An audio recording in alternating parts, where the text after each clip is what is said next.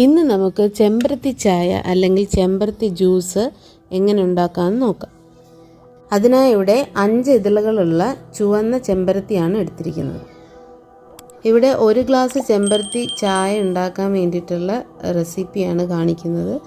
അതിനായി ഗ്ലാസ്സിൽ തന്നെയാണ് എടുത്തിരിക്കുന്നത്. നിങ്ങൾക്ക് കൂടുതൽ ഉണ്ടാക്കണമെങ്കിൽ വേറെ പാത്രത്തിൽ ചെയ്യാവുന്നതാണ്. ഓക്കെ, അപ്പോൾ ഇവിടെ ചെമ്പരത്തിപ്പൂ ഗ്ലാസ്സിലിട്ട ശേഷം തിളച്ച വെള്ളമാണ് ആഡ് ചെയ്ത് കൊടുക്കേണ്ടത്. നല്ല ചൂടുള്ള വെള്ളം തന്നെ ഒഴിക്കേണ്ടതാണ്, അല്ലാണ്ട് കോൾഡ് വാട്ടറോ ലൂക്ക് വാം വാട്ടറോ ആഡ് ചെയ്യാൻ പാടില്ല. നല്ല ചൂടുള്ള വെള്ളം ആഡ് ചെയ്ത് കൊടുക്കുക. ചൂട് വെള്ളം ആഡ് ചെയ്യുമ്പോഴാണ് ഈ ചെമ്പരത്തി പൂവിൻ്റെ അകത്തുള്ള കളറും അതിൻ്റെ ഗുണങ്ങളും എല്ലാം ആ വെള്ളത്തിൽ ഇറങ്ങുന്നത്. അതിനായിട്ടാണ് ചൂടുവെള്ളം ഒഴിക്കാൻ പറയുന്നത്. 1 മിനിറ്റ് കൊണ്ട് തന്നെ ചെമ്പരത്തി പൂവിൻ്റെ ഗുണങ്ങളും അതിൻ്റെ കളറും എല്ലാം ആ വെള്ളത്തിൽ ഇറങ്ങിയിട്ടുണ്ടാകും. അതിനുശേഷം ആ പൂവിൻ്റെ ബാക്കി പാർട്സ് എല്ലാം മാറ്റുക. ദെൻ അല്പം നാരങ്ങ നീര് പിഴിഞ്ഞൊഴിക്കുക. ഒരു ടേബിൾ സ്പൂൺ നാരങ്ങ നീര് ഒഴിച്ചാൽ മതി. കുരു ഒന്നും പാടില്ല.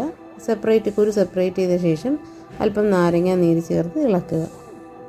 ഇങ്ങനെ കുടിക്കാൻ പറ്റുന്നവർക്കാണെങ്കിൽ ഇങ്ങനെ കുടിക്കാം. ഇനി മധുരം ആവശ്യമുള്ളവർക്ക് പഞ്ചസാരയോ തേനോ ആഡ് ചെയ്യാവുന്നതാണ്. ഇവിടെ ഞങ്ങൾ തേനാണ് എടുത്തിരിക്കുന്നത്. ഓരോരുത്തരുടെ മധുരത്തിന് ആവശ്യമായിട്ടുള്ള മധുരം ആഡ് ചെയ്ത് കൊടുക്കാവുന്നതാണ്. ഹണി ഓർ ഷുഗർ നിങ്ങൾക്ക് ട്രൈ ചെയ്യാം. അപ്പോൾ ഇത്രയേ ഉള്ളൂ ചെമ്പരത്തി ചായ റെസിപ്പി. വളരെ സിമ്പിളായിട്ട് ചെയ്യാൻ പറ്റുന്ന ഒന്നാണ്. ഇത് ചായ ആയിട്ട് കുടിക്കുന്നുണ്ടെങ്കിൽ നിങ്ങൾക്ക് ഈ ചൂടോടെ കുടിക്കാം.